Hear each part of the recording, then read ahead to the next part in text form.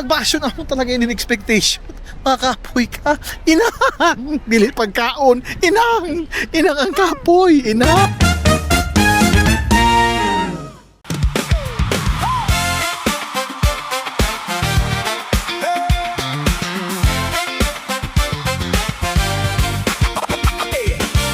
Ato kami boss sa Central. From Tumen Line to Central. Amo kasi mode of transportation dito sa Hong Kong sa sobrang kadamo sa tao. Dadamo sila sa lines. Matulin lang mga matulin, mga fast lane di person sa LRT o MRT sa Manila, babindugay. So mga boss, ayun ka sa Central, very busy na areas in Hong Kong, di ba? So you can see, damo nagalarakap.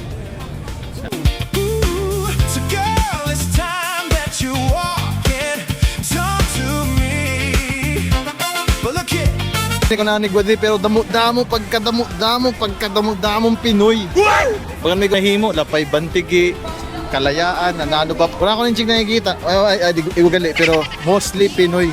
Maskin outside sa Pilipinas, bagang ka-enjoy, adig yapon. Ang pusong Pinoy. Adik ka damo?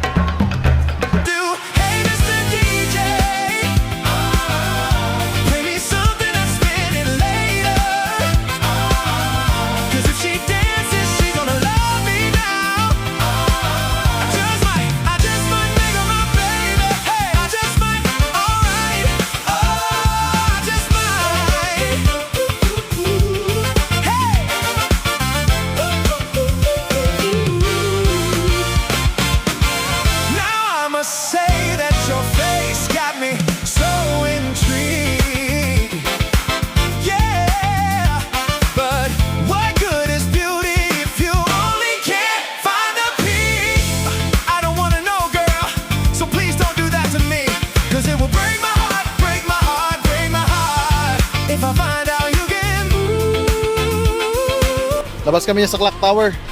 Nag-ferry kami papunta dito. Kamunod sa mga itinerary namin namin.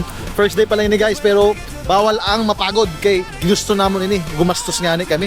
Ano pa, ini pa. But pero bagay maliligisan kita mami, marasa ka pa mami.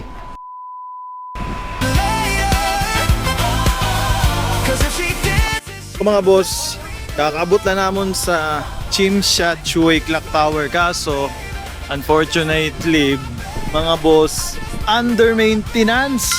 Ano ma-appreciate kung under maintenance? Okay lang, kaya katakin man niya, the best man ang view. An architecture view. Look at this mga boss.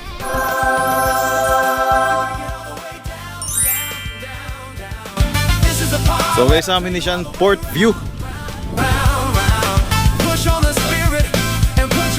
Makita mo, whole Hong Kong. Sit down. Stand up.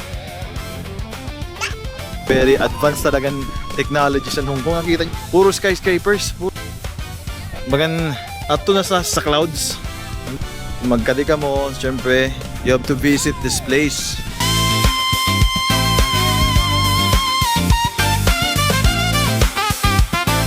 O mga boss, ari kami yan sa pinakasikat dito na karatuan ng baga tourist destination. Ako ka maguli sa Pilipinas, dili mo ini pwede palagpason kay didi ka mabakalsan mga pasalubong. Amin na ginatawag na Mokok na lugar, Mokok. Divisoria sa Hong Kong.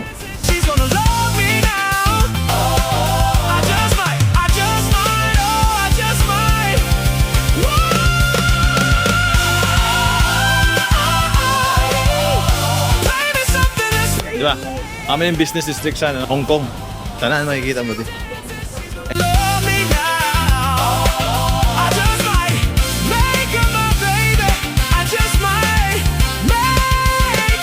Anong tao di permanente nagadarali? Pero kung gusto mag-souvenir, we're gonna go here. Sa Bangkok.